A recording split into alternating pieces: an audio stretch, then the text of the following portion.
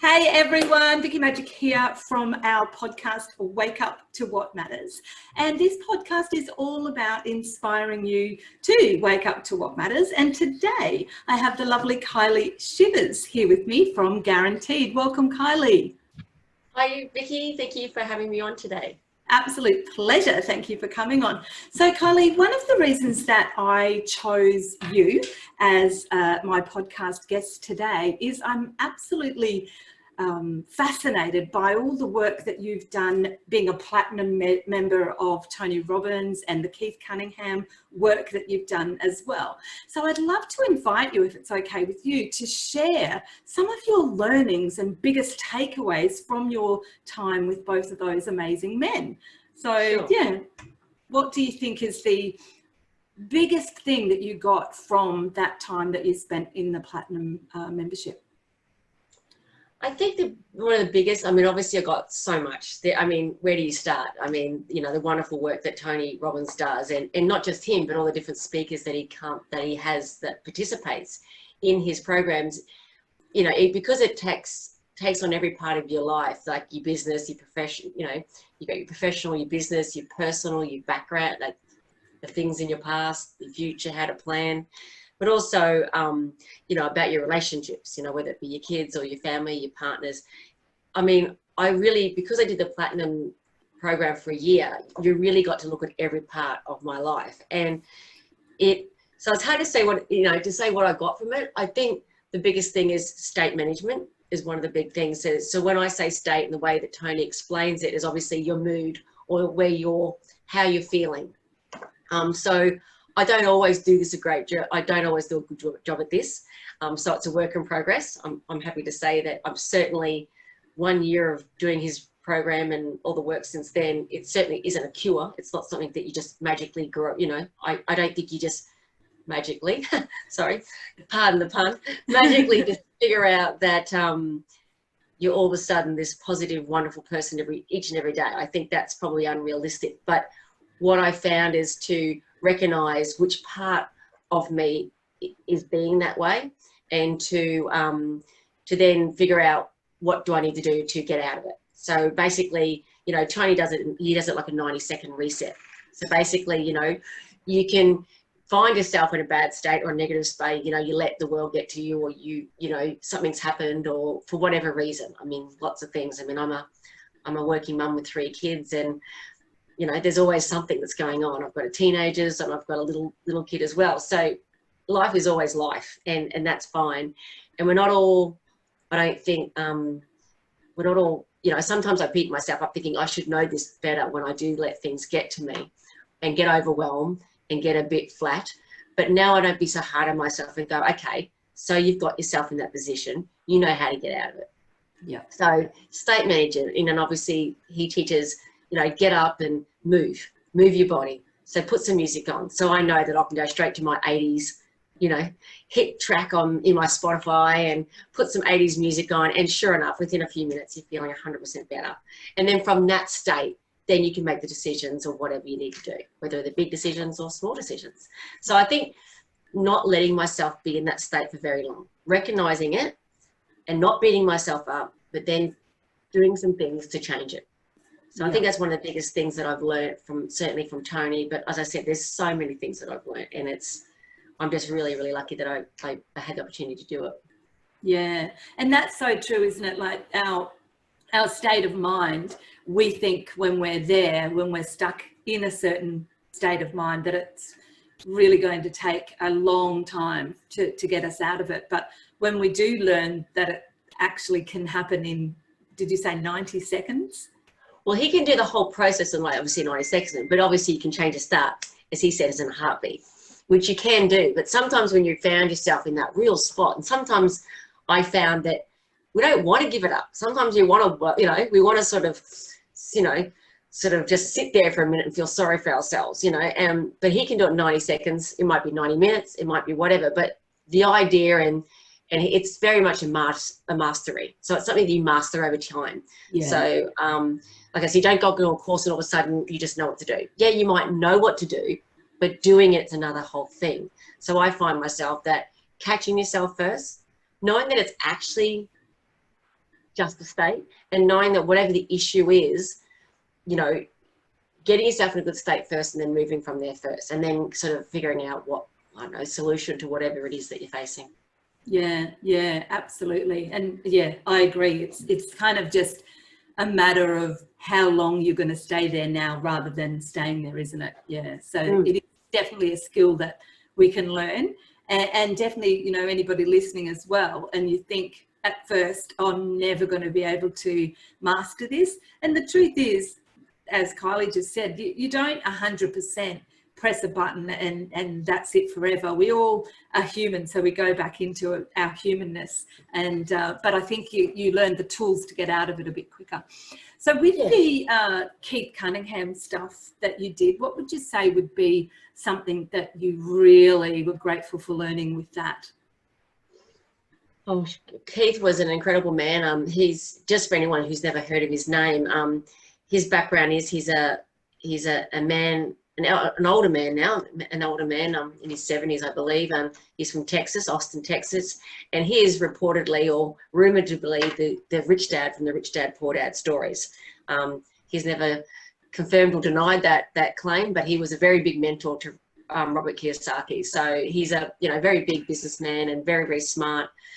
You know, he's very, doesn't mince his words. He's pretty straight shooter, as you can imagine, as a, you know, big Texan businessman, as what you would imagine. And so we had the privilege of working with him for a year for a business program, myself and my business partner. We did that, and we went overseas to Austin 3 times, and we did like a board meeting kind of style. So we worked with him on current business, as well as a lot of just business strategies and a lot of things. And what I learned from him, what I learned from the whole process is that it doesn't really matter what business you're in. The principles and the fundamentals are all the same. We would sit there and listen to different businesses talk about their issues, and it'd be a boardroom set up and all different businesses. And mostly, obviously, they're all American, pretty much, except for us. We were the only Australians at that particular group. And listening to Keith counsel and talk and mentor and teach and all about different businesses, it was always the same thing. It just was a different flavor. So whether it was a multi-million-dollar, furniture business, or there was people that were dentists there, and there was people that were, panel beaters, and everything in between, all the different sorts of businesses. Fundamentally, the principles are always the same. So he taught us how to, have really good optics, so metrics of a business, and I guess that can sort of even go into your own personal life. If you know what's going on and you look at the actual facts, and then you can make decisions based on that. So don't put your head in the sand. Don't think she'll be right, mate, kind of attitude that us Aussies can do sometimes, but rather look at the actual facts, have good clarity around that, and, seek good advice, and seek advice of different peers around you that also are in, similar situations. So that's what I got from Keith. But again, so many lessons I got from him. There's so many that we use each and every day in our business, all the time, use what he taught. So what about, I'm sure, during the business years and also the parenting years, I'm sure that you would have had a lot of overwhelm and maybe a bit of stress in that time too. So what would be something that you use, a tool that you use to help you when you are in that absolute overwhelm stage? How do you get yourself out of it? Is there something that you could share with us that might help someone listening today to get out of that when they're in it as well? Absolutely. Overwhelm is actually my favorite flavor of suffering. I found out through my Tony Robbins journey. Everyone has their own flavor of suffering. Some are the victims, some are the poor, there's overwhelm, it could be stress, it could be whatever it is, depression, whatever. Everyone's got their own flavor of suffering. Yep. Overwhelm is actually mine. So it's my place to go. So when things happen, I just get into overwhelm.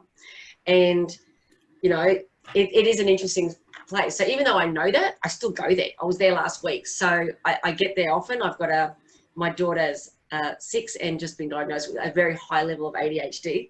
So with that and teenagers and, running companies, life is very, very full on, as you can imagine. And so overwhelm visits me often. I think it's important sometimes to name it.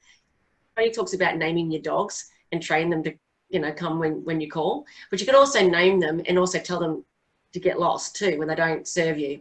So I sort of naming it, knowing it is part of what you do and one of the things that you do, but don't actually sort of, when I find myself there, is try and sit with it and not actually believe it all, if that makes sense. Overwhelm is very much about, predicting or thinking about what's going to happen, and it doesn't actually mean it's going to happen. And quite often overwhelm, which is a bit like anxiety, is where you live in the future. So it's things that haven't yet happened or you think is going to happen, or in your mind, you've made it bigger than it could be. And maybe sometimes it is that big and sometimes it isn't. There's a saying that says, I've been through so much in my life and some of it's actually happened. And that's one of my favorites. And I know that when I go into overwhelm, that's what's happening.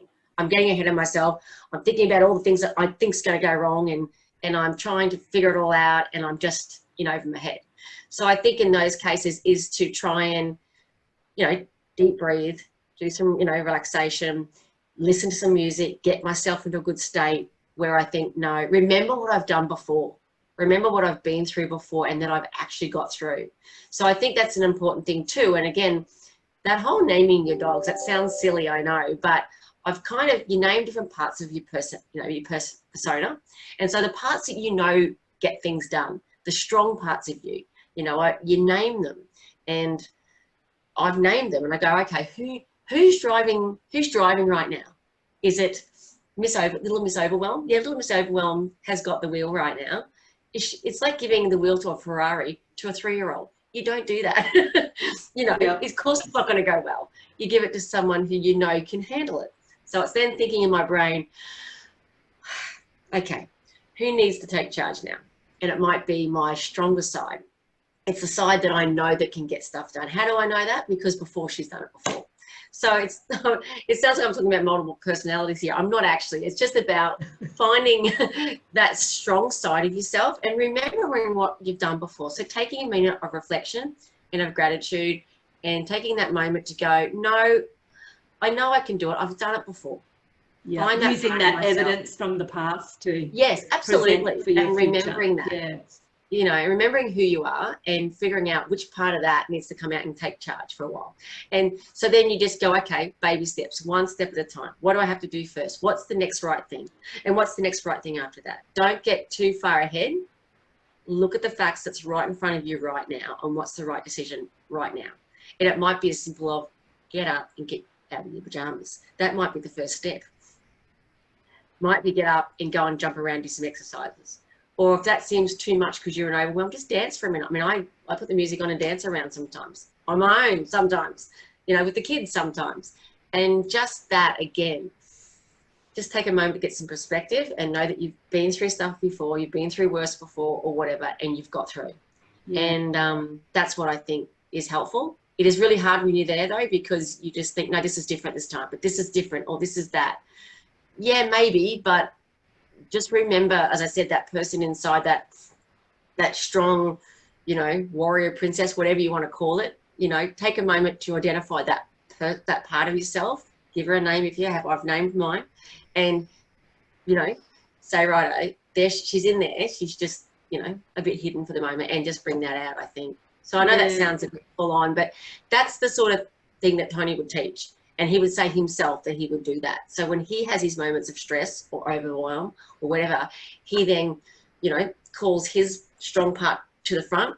And it's a very, as I said, it's a shift in your mind to go, okay, it's okay. And a lot of it, isn't it, comes back to the Michael Singer teachings of become the witness of your thoughts, doesn't it? Yeah, absolutely. Yeah. Stand guard. Tony's version of that would be stand guard at the door of your mind. Yeah. So who are you letting in, and who needs to go, who needs to leave, and who's not being helpful? Yeah. Sometimes stress, as you know, can be helped. Sometimes a bit of anxiety can be good because it can make you think, okay, that is a concern, and the fact that I'm stressed about that shows that it's an important thing. So sometimes you can use it for your benefit. I think sometimes in this day and age that we always think that anxiety and stress are all evil. I don't think so. It can actually motivate us to do great, wonderful things. Yeah. But using it and not being a victim to it. Yeah. And we need to be frightened, for example, if there is a tiger coming towards us. so that stress and anxiousness in that case is actually to protect us Yeah, yeah. That's And right. so what about anxiety? Is that something that you personally have struggled with in the past, or do you know someone that has? And No, is absolutely. that Well, I the know people that same? have. Yeah. Mhm. Do you think Yeah. that's the same, or is there another tactic that you could potentially give us as well? I think anxiety is an interesting one because for me, it is slightly different, and I Yeah. have experienced it, definitely, particularly when it comes to my children. I find that I don't really suffer it as much in business. I haven't. Maybe because it's, for me, much more clinical, and it's much more, these are what I need to do. I've got some strategies. I can get that book off the shelf. I can, If I pull do it like this, that will happen. But when it comes to your kids, you have no idea. Oh, well, even though there's plenty of books for that too, your kids will just throw you curveballs, right? And it's emotional. Yeah. For me, business is emotional too, but kids for me is another whole level.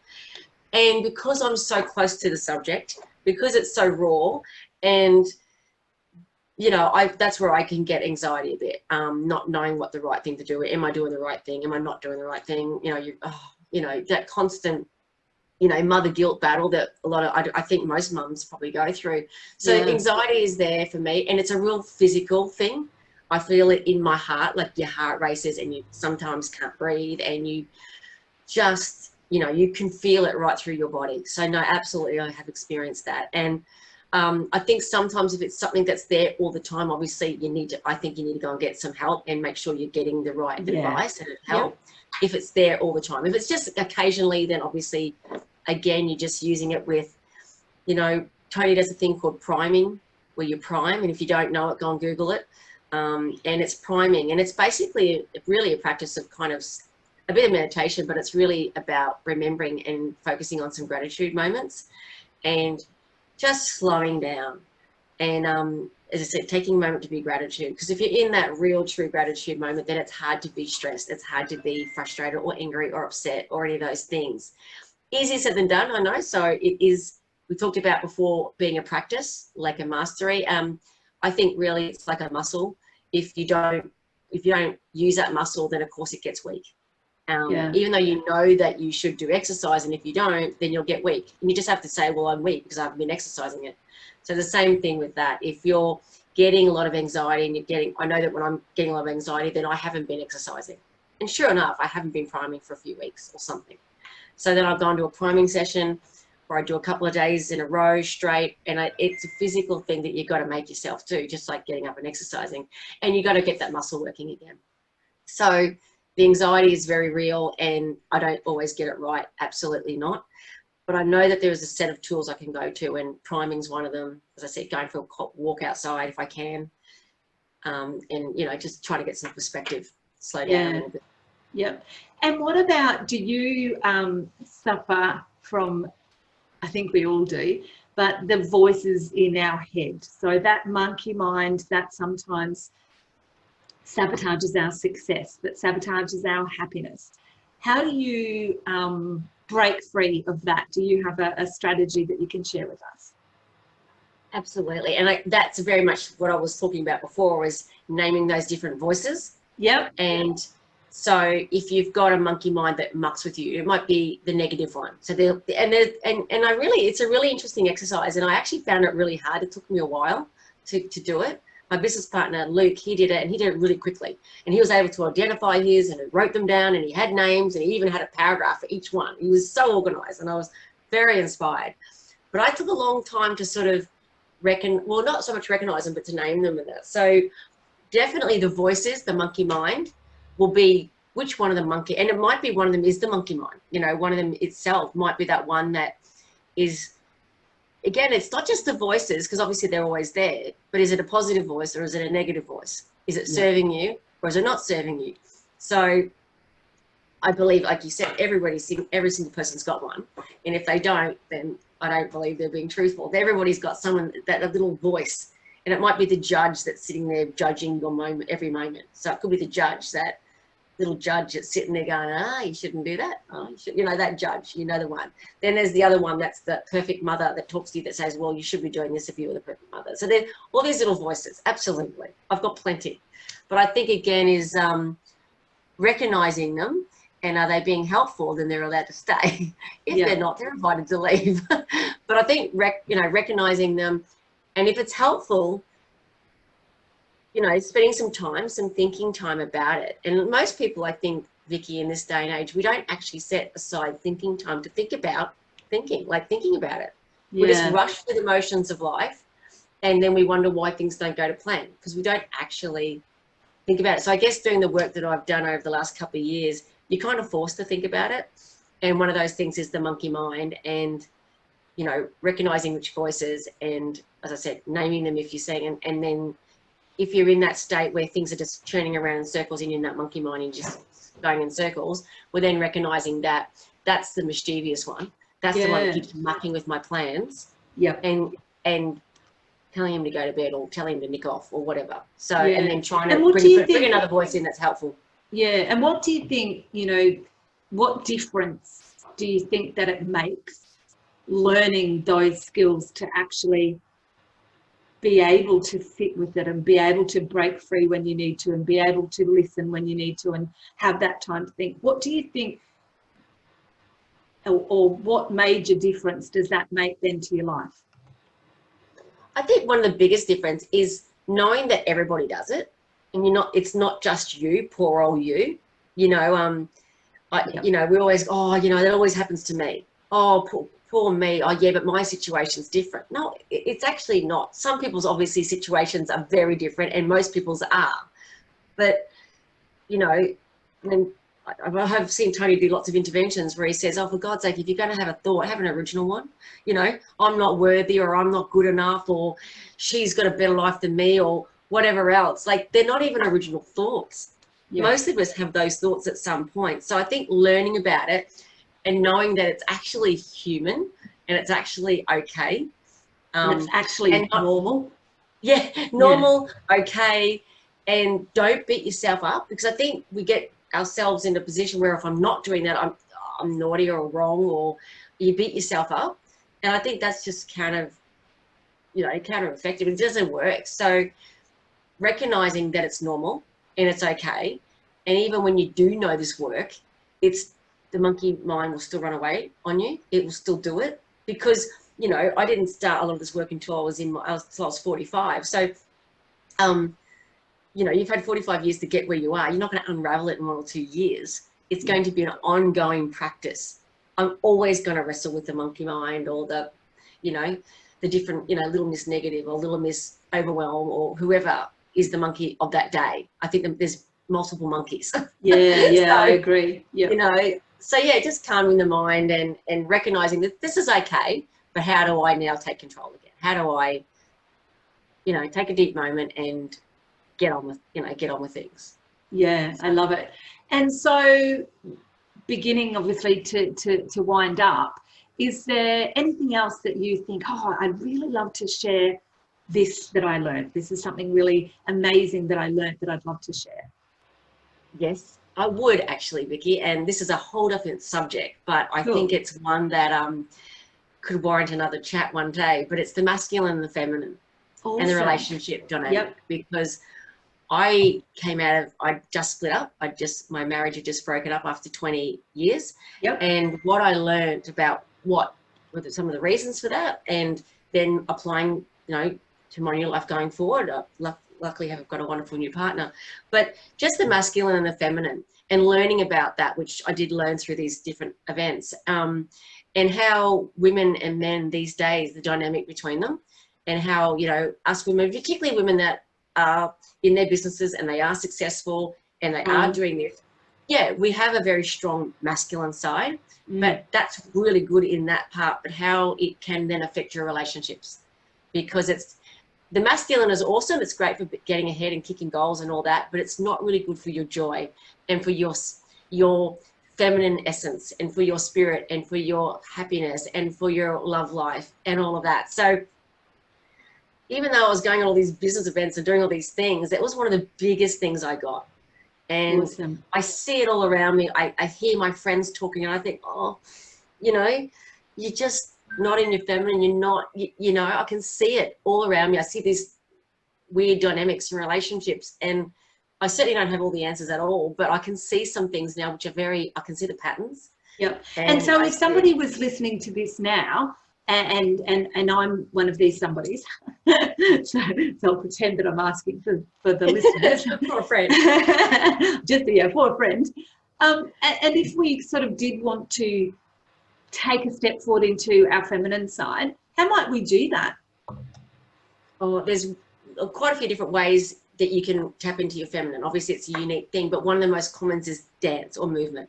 So that's why, you know, they even say way back in the day when we used to run around those poles with the ribbons and stuff. I mean, that's way back and when, but that was a very feminine thing. So, you know, sometimes us girls want to go out to girls' night out and have a good dance. Yeah. You know, some of their partners might go, why do you want to go out clubbing? Like, why do you want to go out with that? It's not about picking up men or doing all that. It's actually, most cases, it's the dance part. It's the fun. It's the letting your hair down. So it might be that dance, you know, it might be through dance. It's one of the quickest ways that I can drop what I call dropping into your feminine, because I live a lot in my masculine, and I've learned that. And as I said, that's very good in some parts of my life, but it's destroying. It's very destructive in other parts of my life. So, you know, dance is one of them, you know, dressing up, feeling nice, whatever that means to you. It may not mean lipstick and makeup and that, but it might be letting your hair down and going for a walk on the beach. Getting in touch with nature is very feminine. So being out, going on the beach, seeing how you feel. And it's our feminine that actually lights up the masculine in our world. So whether it's your partner or your son or your boss at work, whatever, our gift to the world as feminine is to light the world up, to feel free, and to have that bit of a wild feminine streak of not that rigid masculine side, you know. So anything that fills up that tank for you feminine wise, it could be art, it could be music, it could be whatever that is. But for me, dance is one of the biggest ones. So finding a moment to have a dance with my friends or my kids or whatever just is the quickest way to make me feel feminine. And it brings joy too, doesn't it? So it's a win-win. So music itself, even if you're not dancing, just putting your favorite music on will make you feel good. Yeah. Okay, and so thank you so much for your time today. If there was one more thing that you did want to share, is there anything else at all that you think, oh, and just one more thing? I don't know. I don't know. Is there I don't know what, there's so many, but I think just that to, you know, cut yourself some slack out there. Like, you know, life is busy, life is full on, but it's also got so much wonderful stuff too. So sort of, you know, go about your days, look for the gold in the world, like look for the gold in every opportunity, you know. You know, what I learned, biggest thing from Tony too, is life is happening for me, not to me. So even when things happen, I think, you know, sometimes you don't know what the good part is for quite some time, but it will be there. I almost guarantee that. So it's always catching those little moments in life where the gold is there, and just grabbing them and go, oh wow, even though you know, I was late and I was stuck in traffic, but then I, you know, ran into one of my girlfriends because I was late. I got to catch up with her. You know, little weird circumstances. There's always a silver lining. The little coincidences in life constantly amaze me, because I go, wow, that wouldn't have happened if that thing didn't happen first. So I think that would be my big thing, is look for the gold in life. Negative will always be there, always. But don't look for that. Try and look for every little moment in life. Try and look for sometimes it might be the smallest glimmer of gold, but try and find the gold in life. And it's just a much better way to live. So that would be my thing. If you're out there and listening and thinking, yes, but life is so yucky right now, just take a moment to have a think, what actually is good right now that you can see. Yeah, because and that's the reality at the end of the day, isn't it? What you focus your attention to, you get more of. And so what do you want more of? Yeah, absolutely. Yes. Yeah. Oh, so thank you so much for your time today, Kylie. It's been amazing talking to you. I could actually go a whole nother half an hour as well, but it's been great. Thank you so much. Thank you for having me on. It's been wonderful to chat to you, and I've, as always love chatting to you, Vicky. So thank you. Yeah, pleasure. Now I'm just going to bye everyone. Bye.